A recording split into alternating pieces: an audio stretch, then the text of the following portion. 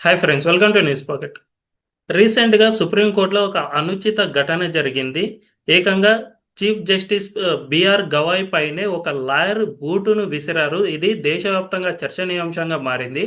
అయితే ఆయన ఈ బూటును విసరడానికి గల కారణాలేంటి? సుప్రీంకోర్టులో ఇలాంటి ఘటన చోటు చేసుకోవడానికి మెయిన్ రీజన్స్ ఏమిటి అనే విషయాలను ప్రస్తుతం మన ముందున్నారు సీనియర్ జర్నలిస్ట్ సురేష్ కొచ్చాటిల్ గారు. ఆయన అడిగి పూర్తి వివరాలు తెలుసుకుందాం. నమస్తే సార్. నమస్కారం.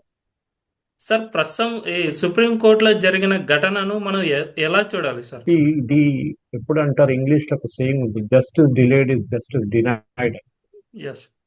మన సుప్రీం కోర్టు కానీ మన హైకోర్టు కానీ వీరేమనుకుంటారంటే వీళ్ళే దేవుళ్ళు అనుకుంటారు. వీళ్ళకన్నా ఎక్కువ దేవుడు ఎవడు లేడని. ఇప్పుడు ఈ కేసుని పాయింట్ కూడా చూడండి. నిన్న ఈ షూ విసిరిన కేసులో సార్. దాని ఆరిజిన్ ఎక్కడి నుంచి మొదలైంది? ఓకే. ఖజురావులో ఒక విష్ణుమూర్తి ఉండే, దాని ముఖం మొత్తం ముఘల్ టైంలో కొట్టేశారు. దాన్ని రిస్టోర్ చేయమని చెప్పి ఒక అడ్వకేట్ వెళ్ళారు. ఆ. ఆయన్ని సుప్రీంకోర్టు ఏమన్నారు మన అందరికి తెలుసు. మీరు ఇంత పెద్ద భక్తుడు కదా, వెళ్ళి కూర్చొని దేవుడి దగ్గర అడగండి అని చెప్పి. ఉమ్. దాని బదులు చీఫ్ జస్టిస్ ఏం చేయాలంటే ఆర్కియలాజికల్ సర్వే ఆఫ్ ఇండియాని మిమ్మల్ని వెళ్ళి కలిసారా, ఎందుకంటే రూల్ అది యాక్చువల్ రిస్టోర్ చేయాల్సింది వాళ్ళు. యాక్చువల్లీ ఇది కలిశారు, చాలా సార్లు లెటర్లు కూడా రాశారు, కానీ వాళ్ళు ఏం చేయలేదు. రిస్టోర్ చేయాల్సింది వాళ్ళు, ఆర్కియలాజికల్ సర్వే ఆఫ్ ఇండియా. మీరు హంపీకి వెళ్తే చాలా మటుకు అక్కడ ఐటమ్స్ రిస్టోర్ చేశారు. అక్కడ ఉన్న కొన్ని మార్కెట్ ఉండే, పాత ఒక మార్కెట్, దాన్ని కూడా రిస్టోర్ చేస్తుంది, నడుస్తూనే ఉంటుంది, ఆన్ గోయింగ్ వర్క్ అనమాట. ఓకే. కానీ ఇప్పుడు ఏమైపోయిందంటే హిందువుల మీద తిట్టడం, హిందువుల్ని అపమానించడం అనేది ఒక ఫ్యాషన్ అయింది. ఇక్కడ ఒకటి కాదు, మనం చాలా సందర్భాల్లో చూసాం. అదే టైంలో ఒక ఈద్గా కానీ ఒక మస్జిద్, దీన్ని మనం కరెక్ట్ గా చూసాం ఇదే సుప్రీం కోర్టులో. ఆ. ఒక రైల్వే ప్లాట్, రైల్వే ల్యాండ్ ఇది మొత్తం ఎంక్రోచ్ చేసుకున్నారు ఒక కమ్యూనిటీ వాళ్ళు. ఓకే, కంప్లీట్ రైల్వే ల్యాండ్ ని వీళ్ళు ఎంక్రోచ్ చేసుకున్నారు. దాన్ని రైల్వే ల్యాండ్ అందరికి తెలుసు, సుప్రీంకోర్టు కూడా ఆ. తెలుసు. అప్పుడు కూడా స్టే ఆర్డర్ ఇచ్చి ఇప్పుడు 3 సంవత్సరాలు అయింది. రైల్వేకి ఆ ల్యాండ్ ఎక్స్పాండ్ చేయలేకపోతున్నారు, రైల్వే ట్రాక్ వేయలేకపోతున్నారు. ఓకే. ఆలోచించండి. ఇట్లాంటి చాలా సందర్భాలు.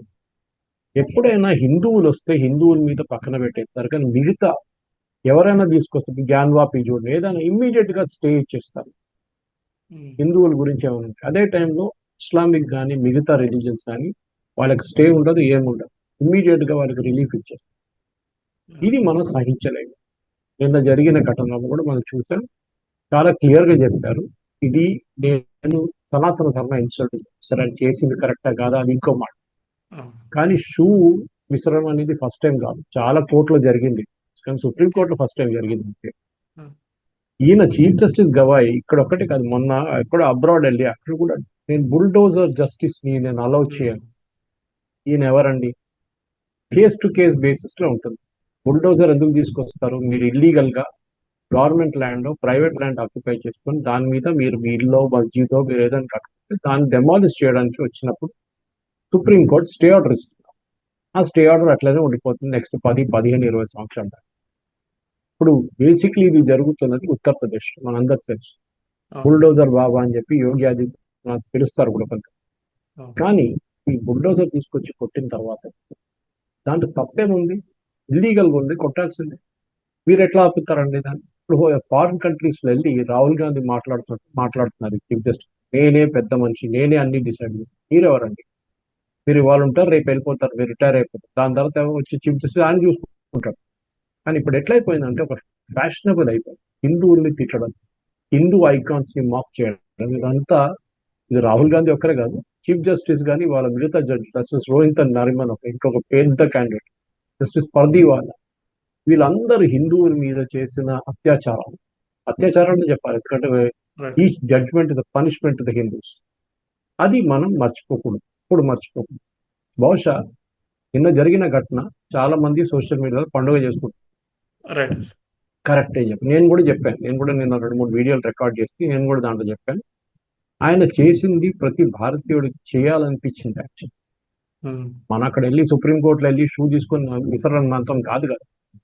కానీ రైట్. ఆయన చేసింది, ఆయన జస్టిఫై కూడా చేశారు. దాని తర్వాత ఇవాళ ఏఎన్ఐకి ఒక ఇంటర్వ్యూలో ఆయన చాలా క్లియర్ గా చెప్పారు, నేను ఎందుకు చేశాను. నాకు 72 సంవత్సరాలు హార్ట్ ప్రాబ్లం ఉంది, ఒక వాల్వ్ పోయింది నాది, రీప్లేస్ చేయాలి. నాకు చాలా మటుకు నాకు తెలుసు నేను ఏం చేయబోతున్నాను. కానీ ఒక హిందూగా ఉండి, ఒక సనాతనగా ఉండి, నేను మా రిలీజియన్ని నేను ఇట్లా ఇన్సల్ట్ చేసి పట్టుకోను. నేను సహించాను. ఇప్పుడు మీరు నుపుర్ శర్మ కేసు తీసుకోండి. ఇదే సుప్రీంకోర్టు ఏమన్నారు? మీరు మిగతా రిలీజియన్స్ గురించి ఎట్లా మాట్లాడతారు? ఆ! దాంతో ఈ గొడవ అంతా అయింది. దాంతో కన్నయ్యల్లాల్ని చంపారు. ఆలోచించినప్పుడు ఈ జడ్జి గురించి ఏం చెప్పాలండి? ఈ చీఫ్ జస్టిస్ గురించి? రైట్. ఇప్పుడు మీరు హిందువుల గురించి హిందూ దేవుడిని తిట్టారు కదా. ఇదే టైంలో మీకు దమ్ముందా గవాయ్ గారు? మీరు ఏదైనా ముస్లిం కానీ క్రిస్టియన్ వాళ్ళ వాళ్ళ ప్రాఫిట్స్ ని ఒకసారి ఏమైనా అనండి, అప్పుడు తెలిసిపోతుంది. ఆ! నుపూర్ శర్మని డిఫెండ్ చేయలేకపోయిన supreme court. Shame on that. Shame on them actually. Nupur శర్మని తిట్టి మీరే చేశారని చెప్పింది. ఆమె ఏం తప్పు చేసిందండి? ఆమె పుస్తకాల నుండి కోట్ చేసింది అంతే, ఇంకేం చేయలేదా? ఆ! దాన్ని పట్టుకొని వీళ్ళు పెద్ద ఇష్యూ చేశారు. మీరే చేశారు. ఈ నూపూర్ శర్మని పాపం సర్ తన్సే జుదా అని చెప్పి ఇప్పుడు కూడా ఆమె ప్రొటెక్షన్ ఉంది, బయటికి రాలేదు. కానీ అదే టైంలో ఒక హిందూ, ఒక ముస్లిం హిందూ దేవుళ్ళు తిడితే అసలు ప్రాబ్లం లేదు. వాళ్ళకి ఏ ఇష్యూ ఉండదు. ఇక్కడ సర్ తన్సే జుదా కాదు, ఇంకేం జరగలేదు. ఎందుకంటే హిందువులు చాలా టాలరెంట్, వెరీ వెరీ టాలరెంట్. వాళ్ళు ఏం చేయరు. సో బహుశా చీఫ్ జస్టిస్ కూడా అదే అనుకుని ఉంటాడు. నేనే పెద్ద నేనే కదా, నేను ఏం చేస్తే ఎవడేం చేస్తాడు ఇక్కడ అని చెప్పి, కావాలని చెప్పి క్యాజువల్ అండ్ ఫ్లిప్ రిమార్క్. హ్మ్. ఇదే జడ్జిలు అడగాల్సింది. మీ దగ్గర లక్షల లక్షల కేసు పడి ఉన్నాయి కదా, మీరు అదెందుకు డీల్ చేయట్లేదు? మీరు 5 స్టార్ లాయర్స్ అయిన కపిల్ సిబ్బల్ కానివ్వండి, అభిషేక్ మను సింఘ్వి కానివ్వండి, ఇందిరా జయసింగ్ కానీ, ఈ బృందా గ్రోవర్ ఇలాంటి వాళ్ళని మీరు ఎంటర్టైన్ చేస్తారు. మొన్న జరిగిన కేసు మీకు తెలుసు. పాయింట్ దీంట్లో ఒక కేసులో సుప్రీం కోర్టుకు వచ్చిన ఒక కేసులో మన కపిల్ సిబ్బల్ గారు సోనం వాంగ్చుక్ బెయిల్ ఆర్గ్యూ చేశారు. ఆ! ఏ హైకోర్టుకి వెళ్లకుండా ఆర్టికల్ 32 అండర్ ఆర్గ్యూ చేశారు. ఆ! ఇదే సుప్రీంకోర్టు అడగలేదు, మీరు హైకోర్టుకి ఎందుకు వెళ్ళలేదు అడిగారు. అడ్మిట్ ఒక స్టేట్మెంట్. కానీ నిన్న తెలంగాణలో జరిగిన ఈ క్యాస్ట్ సర్వే గురించి, దాని తర్వాత జరిగిన రిజర్వేషన్ గురించి, లోకల్ బాడీ ఎలక్షన్స్ కి 50% కన్నా ఎక్కువైపోతుందని ఒక కేసు వేస్తే ఇదే జడ్జిలు అడుగుతున్నారు, మీరు హైకోర్టుకి ఎందుకు వెళ్ళలేదు? ఆ! ఎగ్జాక్ట్‌లీ. అందరికి ఒకటే లా ఉండాలి కదా. ఆ! కపిల్ సిబ్బల్కి ఒక లా, అభిషేక్ మను సింఘ్వి ఒకటి. కానీ వీళ్ళు వస్తే ఇటువైపు నుంచి వస్తే వాళ్ళకు హైకోర్టు. మీరు బీ స్టడీ, మీరు ఒక్కటే మాట మీద ఉండండి. సరే మేము కపిల్ సిబ్బల్ని ఫేవర్ చేస్తున్నాం, కపిల్ సిబ్బల్ వస్తే మేము కూర్చున్న వాళ్ళు కూడా నిలబడతారు జడ్జిలు అని చెప్తారు చాలా. అట్లా ఏదో అరేంజ్మెంట్ ఉంది అక్కడ. లేకుంటే ఇంత జల్దీ లిస్టింగ్ అయితే ఎట్లా అయిపోతుంది? లక్షల కేసు పెండింగ్ ఉన్నప్పుడు కపిల్ సిబ్బల్కి ఏం ప్రయారిటీ ఎట్లా ఇస్తారు మీరు? అభిషేక్ మను సింఘ్కి ప్రయారిటీ ఎట్లా ఇస్తారు మీరు? మిగతా 5 స్టార్ లాయర్స్ కి ప్రయారిటీ ఎట్లా ఇస్తున్నారు? ఆ! Everybody is equal before the law అంటారు. Nonsense. ఈ దేశంలో డబ్బులు ఉన్నోడికే న్యాయం ఉంది, డబ్బులు లేనోడికి అసలు ఏ న్యాయం లేదు, ఏం లేదు. ఆ! అది supreme court the classic example of that. And ఈ షూ విసిరిన ఇన్సిడెంట్ కూడా దానికి ఒక రిఫ్లెక్షన్. సరే, యాక్చువల్లీ ఇప్పుడు మీరన్నారు గదా! Everybody is equal before the law అని. బట్ మనం ఒక్కసారి క్షుణ్ణంగా పరిశీలిస్తే సార్, ఒక మతానికి సంబంధించే పర్టిక్యులర్‌గా కొన్ని వేగ్ కామెంట్స్ అనేవి కోర్టుల్లో ఎక్కువగా వినిపిస్తూ ఉన్నాయి సార్. హిందూ మతానికి సంబంధించిన కేసుల్లో వేగ్ కామెంట్స్ ఎక్కువగా చేస్తారు. అంటే ఈ విధంగా పేలవంగా ఏదో ఒకటి అనేద్దాం అన్నట్టు చెప్తూ ఉంటారు. కానీ ఇతర మతాల్లో మాత్రం ఆ విధంగా ఎప్పుడూ జరగదు సార్. ఎందుకు హిందూ దమ్ము మతానికి ఈ లేదు, విధంగా చేస్తున్నారు అనేది? దమ్ము లేదు వీళ్ళకి. జడ్జిలకి దమ్ము లేదు, అది ప్రాబ్లం. ఆ! వాడు ఒక్క మాట అనమని చెప్పండి, ఇంకొక రిలీజన్ తల ఉండదు. వాళ్ళకి తెలుసు అది. కానీ హిందువులు ఏం చేయాలి కదా. హిందువులు ఏంటి పాపం, హోలీలు ఏం చెప్తారు? ఇదే మనతో జరిగింది. ఎన్ని వేలాది సంవత్సరాల నుంచి హిందువుల మీద జరుగుతున్న అత్యాచారానికి కారణం ఇదే మెయిన్ రీజన్. మనం వైలెంట్ రిలీజన్ కాదు, అది ప్రాబ్లం. ఏదో ఒక చిన్న ఇన్సిడెంట్ జరిగితే దాని మీద పట్టుకొని చూడండి, వీళ్ళు సనాతనిలు, వీళ్ళు అది ఇది అని చెప్పి ఇవాళ సోషల్ మీడియాలో ఏం తప్పు చేశారండి? నుపూర్ శర్మని చంపినట్లు చంపేస్తామని చెప్పలేదు, కనయ్యలాల్ని చంపినట్టు చెప్పలేదు కదా ఎవరు. ఇది డిఫరెన్స్. జ్యుడిషియల్ సిస్టమ్ మన కంట్రీలో is one sided, totally partial towards one religion, particularly one religion, against one religion Hinduism, హ్మ్. ఫార్ వన్ రిలీజియన్ ఇస్లాం. చాలా చాలా క్లియర్. దీన్ని మనం we will not agree to it. Chief justice గారు గుర్తుపెట్టుకోండి, మీ మీద షూస్ విసిరారు, రేపు ఎవరైనా హిందువుల మీద ఇట్లాంటి కామెంట్ ఇస్తే వాళ్ళకు కూడా ఇట్లా జరగవచ్చు అనేది ఒక సూచన వచ్చేసింది అందరికి. భయం ఉంది. నేను రోడ్డు మీద నడుచుకుంటూ పోతే కూడా ఎవరైనా షూ తీసుకొని మా మీద ఇస్తాడు. లేకుంటే ఏదైనా చెప్పులు తీసుకొని కూడా కావాల్సిందండి. హిందువుల్ని ఇటు ఆమీర్ ఖాన్, లార్డ్ శివాని 3 ఇడియట్స్ లో టాయిలెట్ లో తిప్పాడు. ఉమ్, ఇంకేదైనా రిలీజన్ మీద చేయమని చెప్పండి, ఓకే. తల ఉండదు ఆమీర్ ఖాన్. అది డిఫరెన్స్ అనమాట. సర్తన్ సజుదా అంటారు, మన దాంట్లో చెప్పదు అది అక్కడ మన దగ్గర లేదు. ఆ కాన్సెప్టే లేదు. మన అంటే అంత వసుదైవ కుటుంబకం అని చెప్పి ఉమ్, మాట్లాడుకుంటాం కానీ ఇట్లాంటి పనులు ఏం చేయాలి. సో ఈ జ్యుడిషియల్ సిస్టమ్ మన కంట్రీలో totally fail, totally top to bottom fail అయిపోయింది. వీళ్ళకి అకౌంటబిలిటీ లేదు. కేసులు లక్షల లక్షల కేసు వచ్చి పడుతున్నాయి, దాన్ని డిస్పోజ్ చేయడానికి సిస్టమ్ లేదు. మీరు winter holidays, summer holidays, Holi holidays, Deepavali holidays, Dasara holidays అన్ని తీసుకుంటారు. చిన్నపిల్లలు కూడా హాలిడేస్ రాదు స్కూల్లో. ఉమ్, ఎందుకండి ఇది? Why do we need such judicial? అక్కర్లేదు. స్క్రాప్ చేసి కొత్తగా develop a new system where speedy justice is given. Problem ఎక్కడ వస్తుందంటే పొలిటికల్ క్లాస్ కూడా భయపడుతుంది. నిన్న మోదీ గారు కూడా చీఫ్ జస్టిస్ కి ఫోన్ చేశారు. ఆ, సరే, విష్ణు భగవాన్ గురించి చెప్పినప్పుడు ఎవరైనా ఫోన్ చేసి అడిగారా చీఫ్ జస్టిస్ మీరు ఎందుకు ఇట్లా మాట్లాడినారు? ఐ రెస్పెక్ట్ ఆల్ రిలీజన్స్ అని అంటే అది కరెక్టే, కానీ మమ్మల్ని మా దేవుని తిట్టినప్పుడు మీరు అపాలజైజ్ చేయలేదు ఎందుకు? ఆ, అదే మిమ్మల్ని అడగాలి. మీరు బుద్ధిస్ట్ అంటారు, మీరు దళిత్ అంటారు, okay, you stay with in your boundaries. మిగతా రిలీజన్ మీద వచ్చి గుర్రం ఎక్కకండి. మేము మమ్మల్ని పక్కన మమ్మల్ని ఎట్లనే ఉండనియండి. మన హిందువుల్ని చాలా సంవత్సరాల నుంచి హిందువుల మీద అత్యాచారాలు చేశారు, మతం మార్చారు, చాలా మందిని, లక్షల కోట్ల మందిని మతం మార్చారు మీరు. పాకిస్తాన్ ముక్కగా ఇచ్చేసి ముస్లింస్ పాకిస్తాన్ ఇచ్చేశారు. మా దగ్గర అడగలేదే, హిందువుల దగ్గర ఎందుకు అడగలేదండి? మీరు ముస్లిం దగ్గర అడిగారు. 97% ఎస్ అన్నారు, కానీ వెళ్ళారా? 90% వెళ్ళలేదు, 60% కూడా వెళ్ళలేదు. అదే. ఇది మెయిన్ రీజన్. సో హిందువుల దగ్గర అడగకుండా మొక్క కోసి పాకిస్తాన్కి ఇచ్చిన మనుషులు 5 మంది ఒక రూమ్ లో కూర్చొని డిసైడ్ చేసి అక్కడి నుంచి మొదలైతే హిందువుల మీద జరిగే అత్యాచారం, బాబర్ కానివ్వండి, అక్బర్ కానివ్వండి, ఔరంగజేబ్ కానీ, వీళ్ళందరూ వాళ్ళ గురించి మాట్లాడితే అక్బర్ ద గ్రేట్ అంటారు, రాణా ప్రతాప్ గ్రేట్ కాదంట, ఆ, చాళుక్యాలు గ్రేట్ కాదంట, అదే కదా, పల్లవాస్ గ్రేట్ కాదంట, Shivaji is not great, Akbar the great. ఇది ఉమ్, మన హిస్టరీ బుక్స్ నేర్పించారు. కానీ ఈ జరిగిన ఇన్సిడెంట్ ఒక వార్నింగ్ అందరికి, అందరికి, జ్యుడిషియల్ ఒకటే కాదు, పొలిటీషియన్స్ కూడా వార్నింగ్. రేపు హిందువుల మనోభావంతో ఆడుకుంటే మీకు కూడా ఇదే జరుగుతుంది, గుర్తుపెట్టుకోవాలి. Not asking for violence, no, far from it. కానీ మా రిలీజన్ కూడా మిగతా రిలీజన్స్ మీరు ఎట్లా హ్యాండిల్ చేస్తారో అదే రెస్పెక్ట్ ఇవ్వండి. మేము ఉమ్. ఎక్కువ ఏం అడగట్లేదు.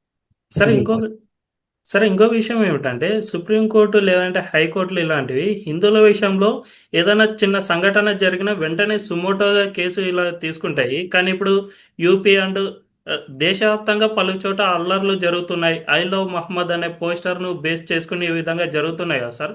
ఈ విషయంలో ఎక్కడా కూడా ఒక్క సుమోటో కేసు కూడా తీసుకోవడం లేదు. ఇది బయాస్డ్ అనే చెప్పుకోవాలా ఈజీగా తెలిసిపోతుంది. సార్? 3వ క్లాస్ అబ్బాయి అమ్మాయి తెలిసింది బయస్డ్, ఓపెన్ బయస్. ఆ, ఇది కూడా హైడ్ చేయకుండా ఓపెన్ గా బయస్డ్. మీరు చెప్పినట్లు హిందువులు జరిగితే ఏదైనా ఇన్సిడెంట్ అయితే సూమోటో తీసుకుంటారు, కానీ అదే టైంలో కానీ ఇంకా వాళ్ళని దాన్ని సూమోటో ఏంటి? అదే కదా అక్కడ వచ్చింది. ఇదే మేము అడుగుతాం, మేమేం తప్పు చేశాం? ఆ, మా మీద ఎందుకు ఇట్లాంటి అత్యాచారాలు చేస్తాం? మా మీద ఎందుకు ఇట్లాంటి రూల్స్ అండ్ రెగ్యులేషన్స్ తీసుకొస్తాం? ప్రొసెషన్ తీస్తే మ్యూజిక్ ప్లే చేయండి, అదే టైంలో రోజుకి 5 సార్లు అజాన్ ఉంటుంది కదా, మేము అబ్జెక్ట్ ఉమ్, చేసామో చేయలేదు కదా. మళ్ళీ మీరెందుకు ఒకటే సైడ్ రూల్ పెడతారు? రేపు పొద్దున గుడిలో నేను 4 గంటలకు లేచి పాటలు పెడితే ఎట్లా ఉంటుంది? పక్కన వాళ్ళకి ఆ, అందరు డిస్టర్బెన్స్ ఉంటుంది.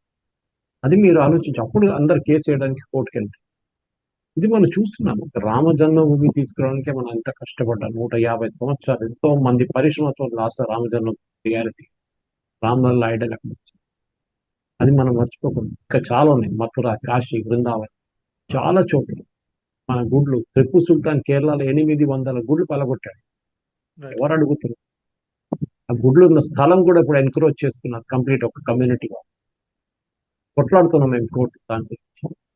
కానీ ఏంటి, అక్కడ ఉన్న గవర్నమెంట్ మమ్మల్ని హెల్ప్ చేయాలి. మోదీ గారు కూడా మర్చిపోకూడదు. మోదీ గారు చీఫ్ జస్టిస్ ఫోన్ చేశారు, సరే అది ప్రోటోకాల్ ప్రకారం అన్ని కరెక్ట్. కానీ ఈ కోర్ ఓటింగ్ కాన్స్టిట్యుయెన్సీ హిందువులు, మీరు ఉమ్, అది మర్చిపోకూడదు. ఒకటే మంచి పని ఏం చేశారంటే మోదీ గారు నిన్ననే ఖజురాహోలో ఉన్న ఈ ఐడల్ రెస్టోరేషన్ దాని పక్కన ఉన్న అన్ని ఎక్కడెక్కడ డ్యామేజ్ అయింది దాన్ని అన్ని రిస్టోర్ చేయడానికి 2 కోట్ల రూపాయలు శాంక్షన్ చేశారు. ఓకే. ఆ! ఆర్కియలాజికల్ సర్వే ఆఫ్ ఇండియాకి చేయమని చెప్పేసి అదొక మంచి పని చేశారు. అవును. కానీ మోదీ గారు కానీ అమిత్ షా గారిని ఎవరైనా ఉంటారు కోర్ ఓటర్ బ్యాంక్ మర్చిపోకూడదు. ఓవైసీని చూడండి, ఓవైసీ వచ్చి హిందువుల దగ్గర ఓట్లు అడగడు అడగడు. అడగడు అవును. ఆయనకు తెలుసు ఆయన కోర్ ఓట్ బ్యాంక్ ముస్లిం ఓట్ బ్యాంక్ వాళ్ళనే చూసుకుంటారు, వాళ్ళ సమస్యలనే చూసుకుంటారు. మనం అందరూ చెప్పి సెక్యులర్ అని చెప్పి secular India is not a secular country. మన ఒరిజినల్ డ్రాఫ్ట్ చేసిన కాన్స్టిట్యూషన్ అంబేద్కర్ గారు రాసిన కాన్స్టిట్యూషన్ సెక్యులరిజం లేకుండే వీఆర్ హిందూ నేషన్, దాంట్లో డౌట్ లేదు. కానీ అన్ని రిలీజన్స్ ఇక్కడ ఉండొచ్చు. America is a Catholic country అంటే ఓపెన్ గా వాళ్ళు డిక్లేర్ చేసేసారు. వాళ్ళ దాంట్లో వాళ్ళ బైబిల్ మీద take both of. UK is a Protestant country, Saudi Arabia is Islamic country. వాళ్ళు ఓపెన్ గా చెప్పుకుంటారు. కానీ మన దగ్గరకు వచ్చేటప్పుడు నో మీరు అట్లా చెప్పు, ఇట్స్ సెక్యులర్ మీనింగ్ కూడా చాలా మందికి తెలియదు, ఎవరికి తెలియదు. పొలిటీషియన్స్ ఎంతమంది మాట్లాడతారు కదా ఏంటి సెక్యులర్. మన దేశంలో సెక్యులరిజం ఏంటంటే యాంటీ హిందూ మాట్లాడితే మీరు సెక్యులర్ అయ్యి, మీరు ప్రో హిందూ మాట్లాడితే మీకు కమ్యూనల్ అయ్యి. ఇది ఇక్కడ ఉన్న దూరం ఏం చెప్తారు, ఒక ట్రాజడీ. సరే ఇప్పుడు సుప్రీంకోర్టు అంటే ఈ కోర్టులు అన్ని అంశాలను చూసుకుంటే భారీ మొత్తంలో సంస్కరణలు అంటే రిఫార్మ్స్ రావాల్సిన అవసరం ఎంతైనా ఉంది అనే కనిపిస్తుంది సార్. మీ అభిప్రాయాన్ని బట్టి ఈ కోర్టులను ఏ విధంగా రిఫార్మ్స్ చేస్తే మొత్తం సెట్ అయిపోతుంది అని భావిస్తున్నారో ఒక్కసారి చెప్తారా సార్? ఫస్ట్ అకౌంటబిలిటీ ఉండాలండి. ఏ కంపెనీలో పనిచేసినా కానీ మీకు ఒక టార్గెట్ ఇస్తే మీకు టార్గెట్ మీకు చేయకపోతే మీ ఉద్యోగం ఉండదు. Unless you're government servant. Government servants కి పని చేయక్కర్లేదు. ఓకే, టీచర్లు ఉండొచ్చు, మన ఫైల్ పుషింగ్ సెక్రటరియట్ ఉన్న ఎంప్లాయీస్ ఉండొచ్చు, ఏ డిపార్ట్మెంట్ ఎంప్లాయీ, వాళ్ళు పని చేయకపోతే పని చేస్తున్నప్పుడు వాళ్ళకి జీతం వస్తుంది, పెన్షన్ వస్తుంది. అట్లా కాదు కదా, ఎందుకంటే వాళ్ళ డబ్బులంతా మనమే కడుతున్నాం, మన పాకెట్ నుంచి గుంజుకొని తీసుకొని వాళ్ళకి ఇస్తున్నాం జీతం. కానీ అది కాదు పాయింట్. పాయింట్ ఏంటంటే అకౌంటబిలిటీ. మీరు వచ్చినప్పుడు ఎన్ని కేసులు ఉండే, మీరు రిటైర్ అయినప్పుడు ఎన్ని కేసులు, దాని మీద మీ జీతం, మీ పెన్షన్ డిసైడ్ చేయాలి. నేను ఇప్పుడు కూడా చెప్తాను, వీళ్ళ పర్ఫార్మెన్స్ మీద వీళ్ళ ఇంక్రిమెంట్, వీళ్ళ ఏ శాలరీ ఉన్నా కానీ వీళ్ళ శాలరీ కూడా డిటర్మైన్ చేయాలి. ఇంకోటి అమెరికాలో చూడండి, పొలిటికల్ అపాయింట్మెంట్, జ్యుడిషియల్ సిస్టమ్ మొత్తం పొలిటికల్. మన దగ్గర కూడా ఎన్జేఎస్ తీసుకొచ్చారు, కానీ దాన్ని కూడా స్ట్రైక్ డౌన్ చేశారు. అంటే కోజీ క్లబ్. వీళ్ళు 5 మంది కూర్చొని డిసైడ్ చేస్తాడు ఎవరు నెక్స్ట్ జడ్జ్, ఎక్కడి నుంచి ఎక్కడ ట్రాన్స్ఫర్ అవుతాడు, ఎక్కడి నుంచి ఎవరిని ప్రమోట్ చేయాలి. ఎవరండి వీళ్ళు? They are not elected by the people of India. వీళ్ళు they are usurp the law అంట, అంటే గుంజుకున్నారు గవర్నమెంట్ దగ్గర నుంచి. గవర్నమెంట్ కూడా ఏం చేయలేకపోయింది. NJSC was the proper system, national judicial account అది ఉండే అక్కడ అపాయింట్మెంట్స్ కమిషన్, అది ఉండాల్సిందే, కానీ అది జరగలేదు. నెక్స్ట్ రిఫార్మ్స్ లో కేసులు అన్ని ఫ్రివ్లెస్ కేసెస్, ఎస్పెషల్లీ కపిల్ సిబ్బల్ ఇట్లాంటి వాళ్ళు తీసుకొస్తున్న కేసు ఇమ్మీడియట్ గా తీసుకుంటారు. సోనం వాంగ్చుక్ చూసామని ఇమ్మీడియట్. మీరు నేను అయితే 2 నెలలు 3 నెలల తర్వాత లిస్ట్ చేస్తారు, అది కూడా లక్కీగా ఉంటుంది, లక్షలు ఖర్చు పెట్టాల్సి వస్తుంది. ఇది ఫండింగ్ సిస్టమ్ మొత్తం ఒక ఏం చెప్తారు, ఒక మాఫియా లాగా అయిపోయింది సుప్రీంకోర్టు. లాయర్లు కానివ్వండి, జడ్జెస్ కాదు, వీళ్ళకి అకౌంటబిలిటీ అదే హైకోర్టులో ఉంది, అదే మున్సిపల్ కోర్టులో ఉంది, అదే సెషన్స్ కోర్టు. మన కోర్ట్స్ కి పర్ఫార్మెన్స్ బేస్డ్ శాలరీ ఇస్తేనే నడుస్తుంది. మీరు కేసులు డిస్పోజ్ చేయకపోతే మీకు జీతం ఉండదు అని చెప్పి రాసి ఇవ్వాల్సింది. దాని దమ్ము ఎవరికి ఉంది? దానికి ఏ పొలిటికల్ ఎస్టాబ్లిష్మెంట్ కూడా దమ్ము లేదు చేయడానికి. వాళ్ళ పెన్షన్ ఆపేయాలి, వాళ్ళ కేసెస్ డిస్పోజ్ చేయకుండా పోయినప్పుడు, రిటైర్ అయినప్పుడు వాళ్ళ పెన్షన్ తగ్గించేయాలి, హాఫ్ ద పెన్షన్ చేసేయాలి. అప్పుడు వీళ్ళకి అర్థమైంది. బికాజ్ మిగతా అందరికీ లెక్చర్ ఇస్తారు, మీరు పని చేయట్లేదు. సుప్రీంకోర్టు జడ్జిలు ఎక్కడ పనిచేస్తుంది? మీరు తీసుకున్న హాలిడేస్ గురించి ఎప్పుడే చెప్పారు. మీ దగ్గర ఎన్ని కేసులు, మీరు ఎన్ని డిస్పోజ్ చేశారు? 25, 30 సంవత్సరాలు, 40 సంవత్సరాల నుంచి కేసులు పడింది సుప్రీం. హైకోర్టులో కూడా అంతే. ఏం చేస్తున్నారు మీరు? మీ 5 సంవత్సరాలు, 3 సంవత్సరాలు, 4 సంవత్సరాలు ఉండి చీఫ్ జస్టిస్ గారు రిటైర్ అయిపోతుందండి. ఒక్కొక్క కేసు సరికి ఒక్కొక్క జీవితం మర్చిపోకూడదు, జడ్జిలు మర్చిపోకూడదు. లక్షలు కోట్లు ఖర్చు పెట్టి పాపం కొంతమంది వచ్చి పని చేయించుకుంటున్నారు ఢిల్లీ. ఇది మర్చిపోకూడదు. పేదోడు రాలేడు ఢిల్లీకి, పేదోడు రాలేడు supreme. Law is not equal for everyone, that law is only for rich people. డబ్బులు ఉన్నోడికే ముందు కూడా చెప్పాను, డబ్బులు ఉన్నోడికే మన కంట్రీలో జస్టిస్ సిస్టమ్, లేనోడికి లేదు. తారీఖు పే తారీఖు అని పోతారు కదా, ఎంత పోస్ట్పోన్ అయితే అంత మంచిది కొంతమందికి. Cases should have disposed with in 3 months. ఒక కేసు వస్తే డిస్పోజ్ అయిపోవాలని ఒక రూల్ పెట్టండి. High court, session court, municipal court 3 నెలలకు ఎక్కువ ఉండకూడదు కేసు. హియరింగ్స్ అన్ని తగ్గించేసేయాలి, ఓన్లీ మెయిన్ పాయింట్స్ పెట్టి హియర్ చేయాలి ఆర్గ్యుమెంట్స్. ఇది లంబా కీన్స్, ఎందుకంటే అందరికీ దీంట్లో డబ్బులు ఉంటుంది, లాయర్లకు డబ్బు ఉంటుంది, అందరికీ ఉంటుంది. ఇప్పుడు డబ్బులు పోయేది ఎవరికి? కేసు పెటిషన్ ఫైల్ చేసిన మనిషి. దాంట్లో కూడా పెద్ద డబ్బులు ఉన్నోడికి ప్రాబ్లం లేదు, ఏదో ఒక విషయం. వాళ్ళు ఎక్కడ, వాళ్ళది ఒక చిన్న కేసు, ఒక యాక్సిడెంట్ కేసు లేకుంటే ఒక ల్యాండ్ కేసు, డబ్బులు ఇచ్చి ఇల్లు అమ్ముకోవాల్సి వస్తుంది అసలు. ఆ పరిస్థితికి వచ్చేస్తుంది. సో సార్ ఇంకొకటి, ఇప్పుడు సిజేఐతో పాటు దేశంలో చాలా మంది హిందువులపై ఆ, మతాన్ని కించపరిచే విధంగా వ్యాఖ్యలు చేస్తూ ఉంటారు, కొన్ని సైన్స్ చేస్తూ ఉంటారు. వీటన్నిటిని తగ్గించడానికి మన దేశంలో బ్లాస్ఫెమీ పై ఒక చట్టాన్ని ఏమైనా తీసుకురావాల్సిన అవసరం ఉందంటారా? లేదంటే మనకు అలాంటి అవసరం లేదని మీ అభిప్రాయపడుతున్నారు? ఇంకా రాదండి, అది కొట్టిపడేస్తారు. ఏ రోజు తీసుకొస్తారు ఆ రోజు కొట్టిపడేస్తారు. What is okay. Blasphemy? Blasphemy ఒకటే రిలీజన్ కి ఉంటుంది, ముస్లిమ్స్. ఓకే. పాకిస్తాన్ లో చూస్తాం, ఎవడైనా ఖురాన్ మీద ఏదో చెప్పిందని చెప్తే మొత్తం తగలబెట్టేస్తారు. ఆ, మన దేశంలో బ్లాస్ఫమీ పనికిరాదు, తీసుకొచ్చినా కానీ 30 సంవత్సరాల తర్వాత కేసు కోర్టుకు వస్తుంది. ఓకే. హిందువుల్ని ఇన్సల్ట్ చేయడం రాహుల్ గాంధీ డైలీ చేస్తుంటాడు, పొద్దున్న ఆ, సాయంత్రం. రాహుల్ గాంధీ పని ఆయన మీద ఒక కేసు అయినా వేశారండి బీజేపీ వాళ్ళు ఇప్పుడు దాకా? లేదు. మిగతా ఎవరైనా జడ్జి మీద వేశారు, మిగతా ఎవరైనా హిందువులు ఇన్సల్ట్ చేయాల్సి వాళ్ళ మీద వేశారు? ఏం చేయట్లేదు. వీళ్ళందరూ, వాళ్ళకి తెలిసిపోయింది ఈకో సిస్టమ్, ఒక లెఫ్టిస్ట్ జిహాదీ ఈకో సిస్టమ్ మన కంట్రీలో పనిచేస్తుంది. ఎడ్యుకేషనల్ ఇన్స్టిట్యూషన్స్ లో ఉండొచ్చు, మన యూనివర్సిటీస్ కానివ్వండి, మన జుడిషియల్ సిస్టమ్, మన గవర్నమెంట్ అన్నిట్లో ఈ లెఫ్టిస్ట్ జిహాదీ ఈకో సిస్టమ్. నిన్న రాత్రి నా ట్విట్టర్ అకౌంట్ సస్పెండ్ చేశారు. ఓకే. ఎవడో రిపోర్ట్ చేశారంట, ప్రకాష్ రాజ్ గురించి ఒక పోస్ట్ పెడితే నేను ప్రకాష్ రాజ్ షూస్ ఇన్సిడెంట్ గురించి మాట్లాడాడు, ట్వీట్ చేశాడు రాత్రి. ఓకే. ఇప్పుడు నేను చెప్పాను, ఆ షూ నీ వ్యతిరేకం వచ్చినప్పుడు నీకు అర్థమైపోతుంది ఎందుకు వస్తుంది. ఆ, చెప్పాను, నీ మీద ఎవడైనా షూ విసిరితే అప్పుడు తెలిసిపోతుంది అని. అప్పుడే సస్పెండ్ చేసేసారు. ఆలోచించండి ఎంత ఎఫెక్టివ్, ఎంత పవర్ఫుల్ ఉన్నాడు ఈ జిహాదీ eco system Prakash Raj. Report చేయడానికి చాలా మంది, కానీ నేను అప్పుడే కూర్చొని ఒక అప్పీల్ రాసి ఆర్గ్యూ చేశాను, వై దిస్ ఇస్ ఇల్లీగల్. పొద్దున్న దాకా నా అకౌంట్ నాకు వాపస్ వచ్చేసి, you're sorry we made a mistake. Twitter వాళ్ళు మెసేజ్ పెట్టారు, ఎక్స్ వాళ్ళు. ఇది ఎంతమంది చేస్తారండి, ఎంతమంది కొట్లాడతారు. ఆ, ఇది that's the main thing Hari, మీరు మర్చిపోకూడదు. Even sir. ఎట్లయిపోయిందంటే మన దాంట్లో కొట్లాడడానికి చాలా తక్కువ మంది ఉంటారు. పీపుల్ ఉమ్, ఆర్ స్కేర్డ్, భయపడతారు. ఒక పోలీస్ స్టేషన్ ఎక్కాలంటే, ఒక కోర్టుకి వెళ్ళాలంటే భయపడతారు. ఆ, కరెక్టే, ఎందుకంటే చాలా మంది మన మిడిల్ క్లాస్ లో పోలీస్ స్టేషన్ చూడలేదు ఇప్పుడు. మేము చూసాం చిన్నప్పటి నుంచి, ఉమ్, ఉస్మానియా యూనివర్సిటీలో పెరిగాం కదా, మాకు తెలుసు. ఆ, రైట్. ఓకే, నవనిర్మాణ్ మూవ్మెంట్ చూసాం, జయప్రకాష్ నారాయణ దాంట్లో ఉమ్, చూసింది. సో నాకు భయం లేదు. Journalist I'm not scared. నేను I will fight for a point, I fight for a principle. కానీ ఎట్లా అయిపోయిందంటే, ఇప్పుడు నేను మాట్లాడితే హిందువుల గురించి నేను కమ్యూనల్ అయిపోతాను, నేను జిహాదీ అయిపోతాను, నేను సంఘీ అయిపోతాను. కానీ ఉమ్. మిగతా ఏదో రిలీజన్ గురించి మాట్లాడితే ఎవరికి ఏ so thank you so much sir, ఈ విషయం గురించి పూర్తి అవగాహన కల్పించినందుకు.